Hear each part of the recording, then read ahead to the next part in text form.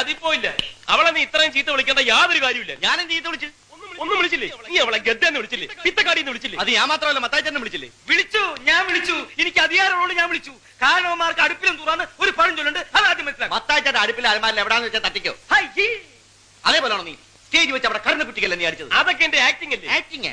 അവക്ക് ടൈമിംഗ് ഇല്ലാത്ത എന്റെ കുഴപ്പമാണോ? നമ്മൾ അടിക്കുമ്പോ ഇങ്ങനെ നിൽക്കണം, നമ്മൾ അടിക്കുമ്പോ മുഖം കൊണ്ടുവന്ന അടിയുള്ളൂ. അപ്പൊ നീ മനപ്പുറം അടിച്ചല്ല. നിനക്ക് മനഃപൂർവ്വം തോന്നി. അതാണ് ആക്ടിങ്, നിനക്കില്ലാത്തത്.